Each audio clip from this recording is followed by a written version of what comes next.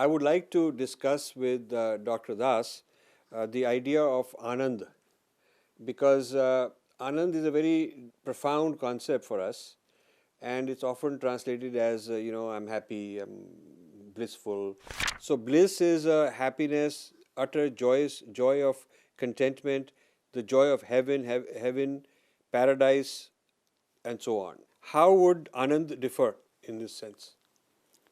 So Ananda has a much deeper meaning, and as we know that ultimately all these words, say Ananda, or when we spoke about the word Guru, they all have relationship with the Tattva, the divinity, the supreme reality.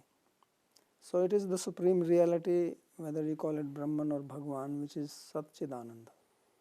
So that is the basic characteristic of the truth, that it is Sat Chit and Ananda.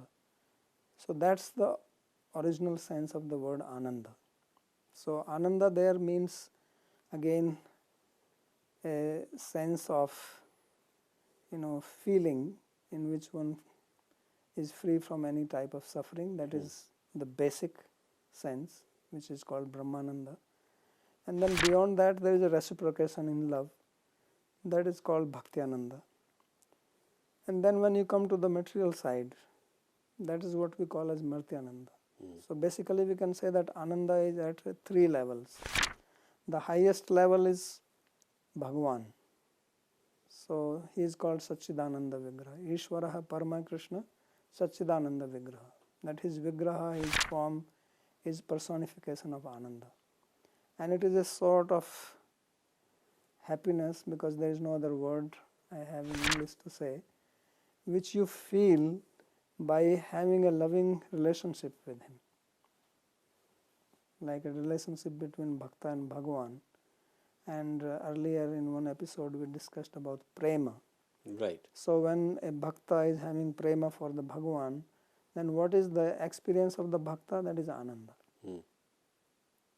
Complete happiness, there is no contact, no touch of any suffering or misery or anything like that. So that is the Bhakti-Ananda. Then there is Brahmananda. So Brahmananda is uniform, there is no variety in that. In Bhakti-Ananda there is variety, there are 4 divisions, because there are 4 types of relationships you can have with Bhagwan. You can have a relationship of Dasya and Swami, means that I am the servant and he is my master. You can have Sakhya relationship, that we are friends. So the first one is like Hanuman towards Rama. Right. Sakhya is like Arjuna with Krishna. Then you can also have parental relationship, that Bhagwan is like your child, like Yashoda towards Krishna. Or you can have husband and wife relationship, like Rukmani towards Krishna. Or the relationship of lover, as gopis had towards Krishna. So these are the various types of relationship, and then each relationship you experience a certain specific type of Ananda. The Ananda which gopis are experiencing is different type than what Arjuna is experiencing. So the intensity of Ananda changes from one to another. So these are all the part of Bhakti Ananda.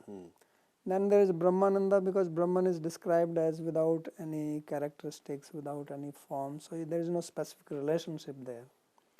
So there is just feeling of happiness without any variety. And in fact you cannot even say that there is a feeling, because there is no one to feel, because there is a unity. Because to feel that you have to have your individual identity. So that is Brahmananda. And then we have something called Mrtyananda. So Mrtyananda is material happiness, which is really not a sort of happiness, but a cessation of suffering. So here in the material world, whenever we feel some happiness, it is because before that we have some suffering. Like when you are hungry, then you eat food, then you feel happy. But if your stomach is full, you have no desire to eat, then food does not give you happiness. Right. Because happiness, Ananda cannot. Ananda, as I said earlier, is actually the nature of Bhagwan. It is a characteristic of a conscious being. Right. So Ananda cannot come from anything unconscious, insentient. So this is so therefore food or anything material object or money really cannot give me Ananda. It is any type of illusion. That's a very important point. Yeah, because we don't really think deeply. Yeah. So if I am carrying a weight in my hand, on my head, then after some time my head start aching or my hands start aching. So if I drop it, I feel a relief. Then I call that as Ananda.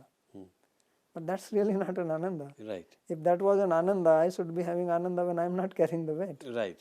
So here in the material world, this Ananda is actually when you have a certain type of disturbance because of your desire or some physical pain.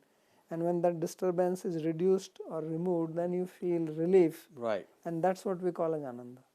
But that's not the real one. But this is not real. So you can say that there is, if you draw a line and there is a zero and the negative side and the positive side. Correct. So zero is the Brahmananda, negative side is the Martyananda, and positive side is the Bhaktiananda.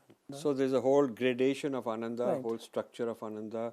And so when you collapse Ananda, all the different varieties of Ananda, the whole spectrum into one word like bliss or joy and all that, which does not have such structure, which does not have such profound categories, you've lost something, you've lost meaning.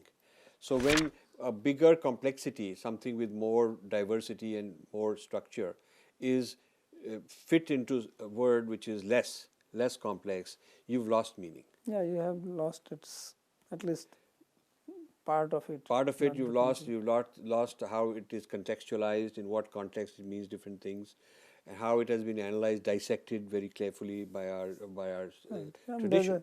in Tattariya Upanishad there is a whole section called Ananda Valli, and there it is defined that if somebody is a healthy person, young, has all the whole world to enjoy, the happiness which he will feel, that is called one unit of Ananda. Right. And then it goes on saying 100 above the Devas, Gandharvas, and then Pitris, and then it goes up to Brahma, and then it says beyond that is Brahmananda, which is cannot tato vacho nivartante aprapya mansa saha. And then there is Bhaktiananda, raso vaisa, rasam hi eva labdho anandi bhavati. Right. So then you come to the rasa, which Right. is the Bhaktiananda. Yeah. Very good.